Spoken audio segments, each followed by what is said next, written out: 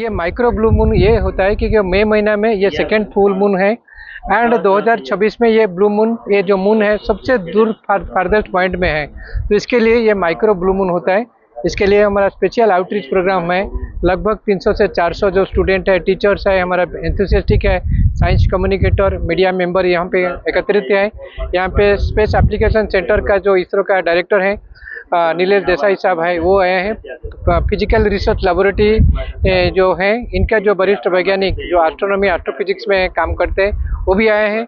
तो काफ़ी हमारा प्रोजेक्ट डायरेक्टर हमारा टीम यहाँ पे है। तो सारा लोगों को मून का कैसा स्पेशलिटी है एंड इसके हिसाब से हमारा कैसे हमारा डेली लाइफ पे डिपेंड करते हैं, तो इसके ऊपर में आज हम लोग को काफ़ी चर्चा करते हैं।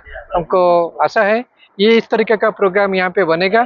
तो यहाँ पे साबरकांठा एंड पूरा गुजरात का हमारा स्टूडेंट, टीचर, स्कूल, सोसाइटी सब साइंस में आगे बढ़ेंगे एंड हमारा जो ऑनरेबल प्राइम मिनिस्टर साहब का सपना है विकसित गुजरात से विकसित भारत तक अग्रसर होंगे। आज का मून सबसे यूनिक है। ये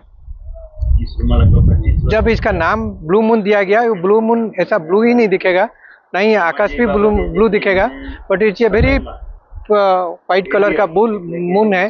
बट इनका स्पेशलिटी होता है कि ये सबसे डिस्टेंस पॉइंट में दिखेगा। हम लोग माइक्रो ब्लू मून જોવા આવ્યા છે, તો આજે જોઈ શકો છો ચંદ્ર દેખાય છે। અમે ટેલિસ્કોપથી અહીંયા ટ્રોપિક ઓફ કેન્સર સાયન્સ પાર્કમાં એ માઇક્રો બ્લુ મૂન જોવા આવ્યા છે, કારણ કે આજે મે મહિનામાં પહેલી વખત એવું થાય છે કે બે પૂનમના ચંદ્ર જોવા મળે છે। એટલે એ ચંદ્રને જે ક્ષિતિજથી ઉગતા વખતે જે એની ક્રેસન્ટ ધરા પર જે બ્લુ કલર જોવા મળે છે, એ જોવા માટે ટેલિસ્કોપથી જોવા માટે અમે અહીંયા આવ્યા છે, જે અમે જોઈ લીધું ઓલરેડી। અને હવે ટ્રાય કરશું કે બીજા ગ્રહો ગુરુ, શુક્ર અને બુધ પણ જોઈ શકીએ અમે।